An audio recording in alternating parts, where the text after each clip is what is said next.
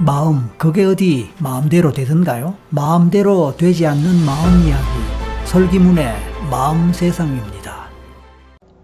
이제 11번째 이야기를 시작합니다. 안녕하세요. 설기문입니다.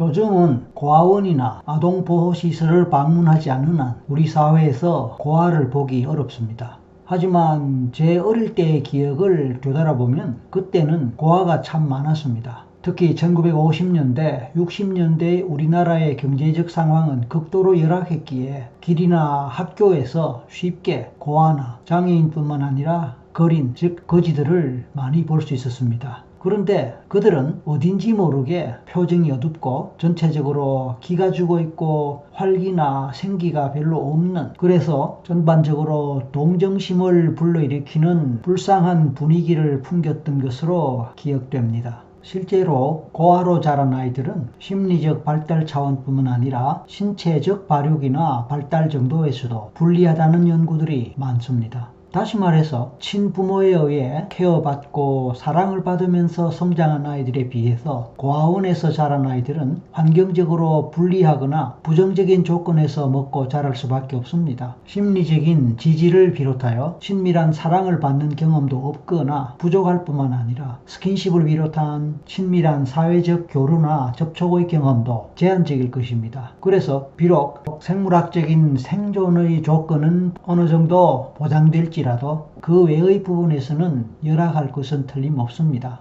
일찍이 정신분석학의 창시자인 프로이드는 생후 5, 6년의 인생 경험과 부모의 양육 태도가 중요하다고 하였습니다. 저 같은 경우에는 실제로 최면 상담을 해보면 내담자가 단순히 어린 시절뿐만 아니라 엄마 뱃속에서의 태아기의 경험도 기억해내면서 눈물 흘리는 사례를 쉽게 만날 수 있습니다. 그 내용과 관련하여 그 사실성을 확인하거나 증명하기는 어렵다 할지라도 사례자 본인 입장에서는 충분히 이해하고 받아들일 수 있는 것들입니다. 일본의 테네 기억의 권위자인 산부인과 의사 이케가와 아키라 박사는 아기는 뱃속의 일을 기억하고 있다는 책을 저술하였습니다. 그 책은 국내에서도 번역되어 소개되었기에 저자는 이미 우리나라에서도 잘 알려져 있습니다. 그는 일찍부터 아이의 태내 기억에 대해 관심을 갖고 조사 연구를 하였습니다. 그의 독특한 그런 노력 덕분에 태아의 태내 경험에 대한 관심도도 높아질 수 있다고 할 수 있습니다.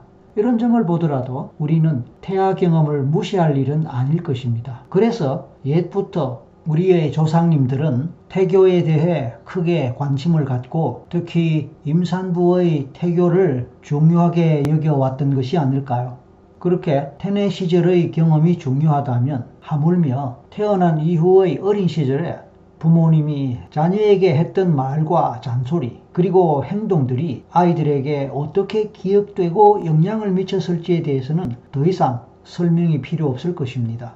그런데 부모는 별 생각 없이 한 말이, 부모는 교육적 목적으로 아이가 잘 되라고 아이의 습관이나 버릇을 잡느라 또는 고치느라 체벌을 했던 것, 그런 것들이 아이에게는 큰 상처로 남는 경우가 많습니다. 사실 부모의 입장에서는 현실적으로 어쩔 수 없이 맞벌이를 하고 먹고 사느라 집을 비우고 자녀를 제대로 돌보지 못하는 것이 결과적으로 아이에게 상처를 주고 그것이 훗날 아이의 심리적 문제나 교우 관계에 영향을 줄 것이라고 미처 생각하지 못하는 경우가 많습니다. 부모가 여러 가지 어려운 역경에도 불구하고 그런 것을 잘 극복하고 특유의 성실성과 끈기 그리고 책임감으로 인생을 열심히 잘 살았기에 자수성가했다는 소리를 들을 정도로 가정을 이루고 경제적 여유를 누린 집안에서 뜻밖의 자녀가 잘못되는 경우가 많습니다. 그러니까 겉으로는 착하고 또 공부도 잘 하던 아이가 어느 날부터 비뚤어지거나 아니면 정신적 장애를 겪게 되는 경우를 흔히 봅니다. 그리고 나중에는 신체적 증상까지 드러내고 질병으로 시달리게 되는 경우도 없지 않아 있을 수 있습니다. 왜 그럴까요?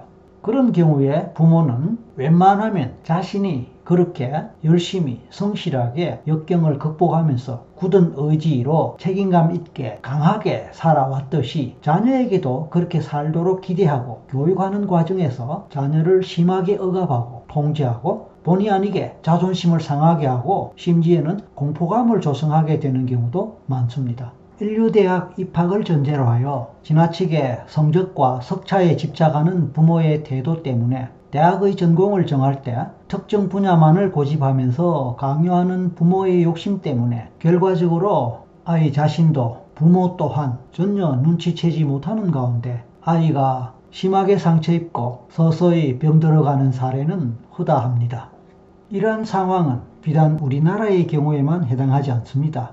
이에 대해 의학적으로 연구한 사례가 바로 미국의 소아과 의사인 네이딘 해리스 박사의 연구입니다.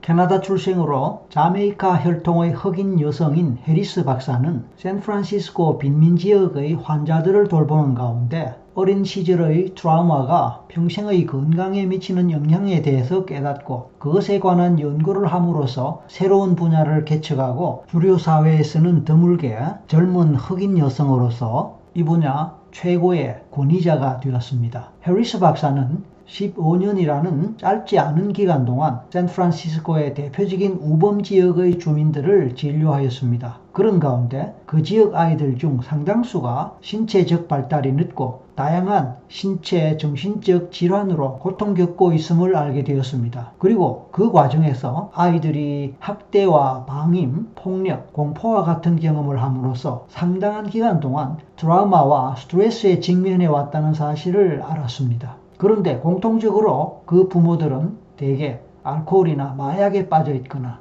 이혼을 하거나 감옥 생활을 한 것으로 나타났습니다. 그와 같은 연구 끝에 해리스 박사는 어렸을 때 겪은 스트레스, 트라우마를 포함하는 부정적 경험과 함께 독성 스트레스라고 하는 것이 성인이 된 후의 삶에서 단순한 심리적 영향뿐만 아니라 건강 문제까지 영향을 미칠 수 있다는 사실을 임상의학, 뇌과학, 면역학에 기반하여 집중적으로 연구하였습니다. 그래서 아동기에 겪은 극심한 스트레스와 독성 스트레스가 성인기에 나타나는 심장병, 암, 자가면역 질환과 같은 치명적 질병의 원인이 될 수 있음을 밝혔던 것입니다. 장기간에 걸쳐 많은 스트레스와 부정적인 경험들에 노출이 된다면 그것은 곧 독성이 될 수 있습니다. 좋은 환경이나 심리적 조건에서 충격을 완화해주는 심리적 지지를 받지 못하고 반복적인 스트레스에 시달릴 때 그러한 스트레스는 곧 독성 스트레스가 될 수 있습니다.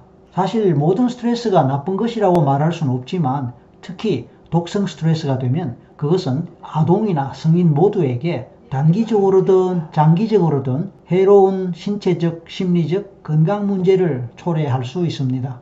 특히 가정에서 쉽게 노출되는 부모의 잦은 부부싸움, 부모로부터 받는 언어 및 신체폭력, 성추행과 성폭력의 경험, 빈곤을 비롯한 극심한 나쁜 환경 등과 같은 것은 아이가 성장기에 겪을 수 있는 부정적이고 나쁜 경험의 예로 꼽을 수 있습니다. 그런 환경에서 자란 아이는 이후에 심혈관계, 면역계, 내분비계에서 보이지 않는 생물학적 과정에서 부정적인 영향을 받고 그 결과로 어느 날 겉으로는 전혀 문제가 없었던 건강 문제나 질환이 생기게 됩니다. 그런데 일반적으로 그러한 것을 어린 시절의 경험과 연결시키기는 쉽지 않을 것입니다. 하지만 해리스 박사는 그런 관련성에 대해서 크게 경고를 하고 있습니다. 이와 같은 해리스 박사의 연구 덕분에 ACE, 즉 부정적 아동기 경험 또는 불리한 아동기 경험이라는 개념이 생기게 되었습니다. ACE에서의 A는 영어의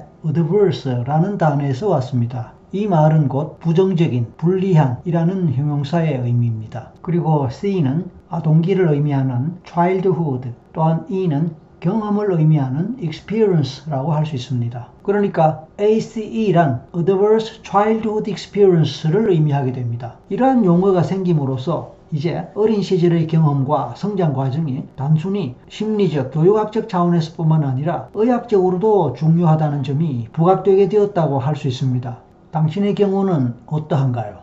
당신의 어린 시절은 어떠했으며 그 어린 시절의 심리적 환경은 어떠했을까요? 그리고 그 결과로 당신이 지금까지 살아오는 동안에 얼마나 어떤 식으로 그 어린 시절의 영향을 받았을까요? 그리고 당신이 만약 결혼한 성인이라면, 또 자녀를 두고 있고 자녀를 키우고 있다면, 또는 자녀를 키운 경험이 있다면 당신의 자녀에게 당신이 어떻게 하고 있거나 또 어떻게 했었던지를 돌아볼 수 있을까요? 이러한 질문에 대한 당신의 대답은 어떨지 궁금합니다. 자, 마음과 관련하여 마음뿐만 아니라 건강 문제까지 생각하게 되니 상당히 범위가 넓어진 것 같습니다만은, 우리가 생각하고 배워야 할 것이 많다는 사실을 새삼 깨닫게 됩니다. 오늘은 여기까지 하겠습니다. 감사합니다.